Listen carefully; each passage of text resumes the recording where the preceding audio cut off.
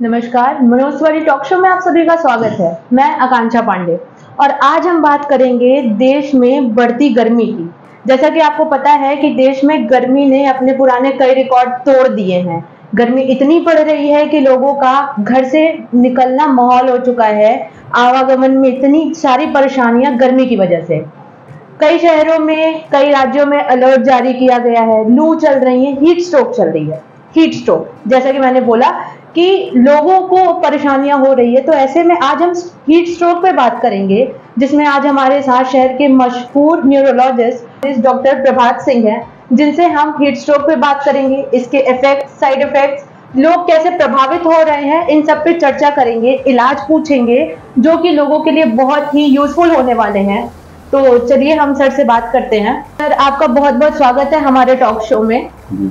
धन्यवाद आकांक्षा जी। सर, सबसे पहले हीट स्ट्रोक पे बात करना शुरू करें, उससे पहले आप हमारे दर्शकों को बता दें कि हीट स्ट्रोक होता क्या है और इसके इफेक्ट्स लोगों पे कैसे पड़ते हैं। आकांक्षा जी, आपने बहुत ही अच्छा विषय चुना है, मौसम के अनुकूल।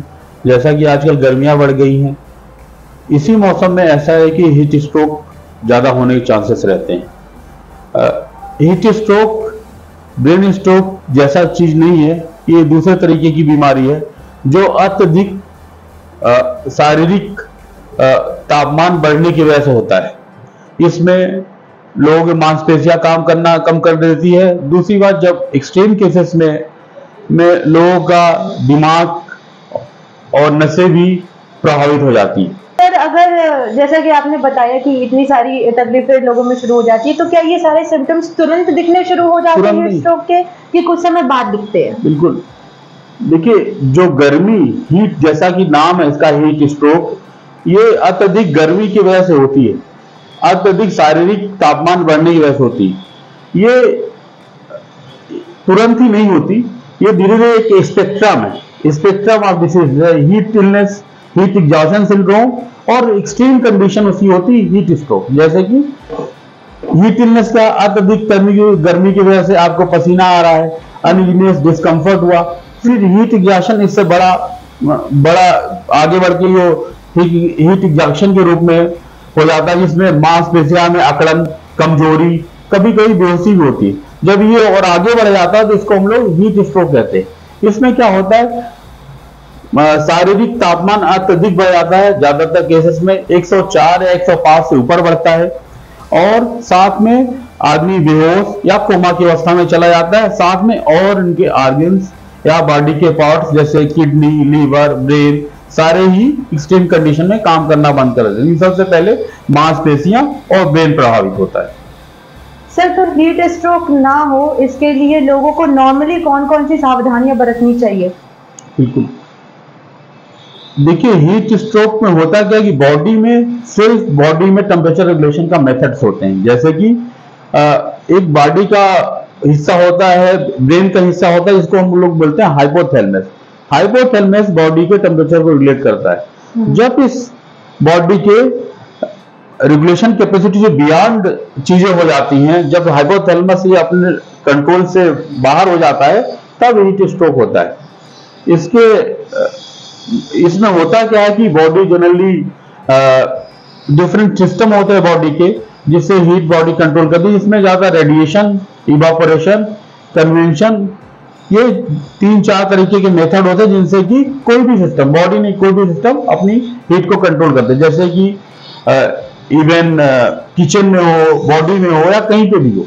जो हम लोग बॉडी में कूलिंग का सिस्टम से क्या होता है, इवापोरेशन पसीने का, एक तरीके पानी का। जब हम लोग का बॉडी का इवापोरेशन सिस्टम फेल हो जाता है या बॉडी का टेम्परेचर सिस्टम फेल हो जाता है, तब हम लोग को हीट स्ट्रोक हो जाता है।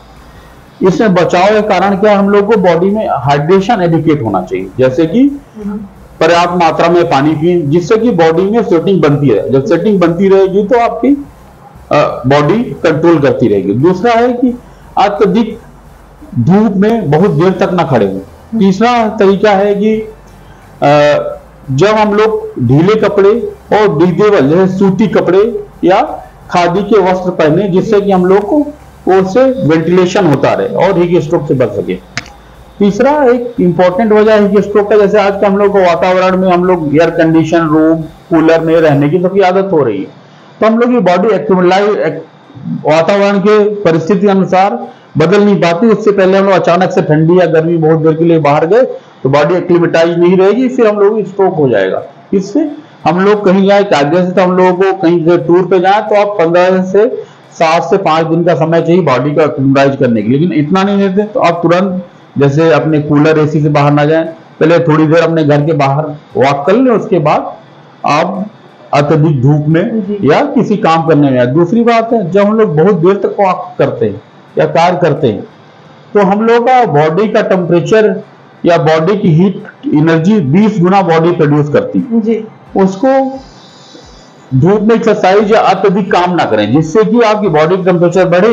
बाहर का वातावरण भी गर्म है, बॉडी का टेम्परेचर ही बढ़ेगा तो बॉडी इतनी जल्दी गर्म वातावरण में अपने हीट को लॉस नहीं कर सकती, फिर आपको हीट स्ट्रोक होगा। इससे अपने काम की रफ्तार और काम के समय का ध्यान रखें। सर, जैसे कि अभी आपने बॉडी टेम्परेचर की बात की, तो इसमें बॉडी टेम्परेचर 106 फ़ारेनहाइट तक पहुंच जाना और स्वेटिंग बिल्कुल नहीं होना, ये सारे सिम्टम्स लाइक क्या इससे और भी कोई बीमारियां हो सकती हैं शरीर में, और शरीर में कैसे परिवर्तन देखने को मिलते हैं हीट स्ट्रोक के दौरान? जी, बहुत से ऐसे कंडीशंस हैं जिसकी वजह से आपका जो है बॉडी टेम्परेचर बढ़ सकता है और स्वेटिंग ना हो, लेकिन उसमें से एक कारण हीट स्ट्रोक प्रमुख कारण है। इनफैक्ट आजकल गर्मियों का दिन है और आपके पास कोई भी जैसे आपसे कोई आदमी मिले या डॉक्टर बंधुओं से, डॉक्टर फ्रेंड्स हैं, कलीग्स हैं, अगर उनसे कोई भी आदमी और उसका अत्यधिक टेम्परेचर है बढ़ा हुआ है और स्वेटिंग नहीं है, तो पहला हम लोग को हीट स्ट्रोक की दिमाग में रखना चाहिए प्रेजेंट क्लाइमेट या वातावरण को देखते हुए। इससे मूलतः एक हीट स्ट्रोक कारण है। अच्छा। सर, आपने शुरुआत में ही बात की थी कि हीट स्ट्रोक अगर किसी को होता है तो दिमाग की नसें खिंचने लगती हैं जी। तो सर, क्या इससे ब्रेन से संबंधी भी बीमारियां इंसान को हो सकती हैं?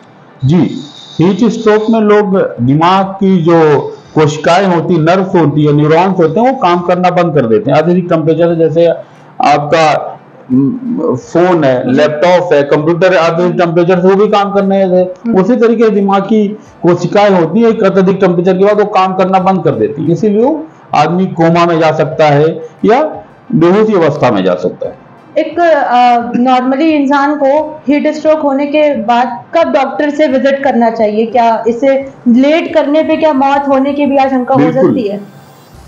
बिल्कुल, हीट स्ट्रोक एक अत्यधिक हीट इलनेस सिंड्रोम का स्पेक्ट्रम मतलब एक जैसे आप रेनबो का स्पेक्ट्रम होता है, उसी तरीके का हीट इलनेस का स्पेक्ट्रम, एक्सट्रीम स्पेक्ट्रम है हीट स्ट्रोक, जिसमें एक्सट्रीम मतलब मोस्ट डेंजरस कंडीशन है हीट स्ट्रोक। इसमें आदमी की मृत्यु की बहुत ज्यादा खतरा रहता है, जान का बहुत ज्यादा खतरा।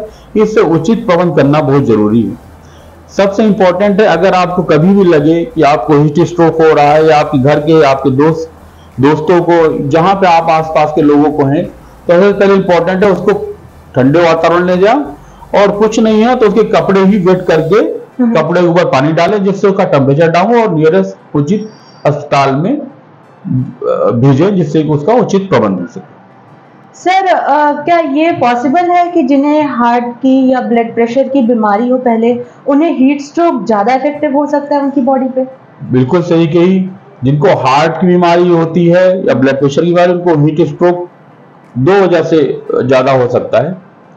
एक तो उनका हार्ट की पंपिंग कैपेसिटी कम रहेगी, हार्ट उनका वीक रहेगा, तो ब्लड सर्कुलेशन उतना ज्यादा रफ्तार में मात्रा में नहीं रहेगा जितना नॉर्मल आम व्यक्ति को हो सकता है।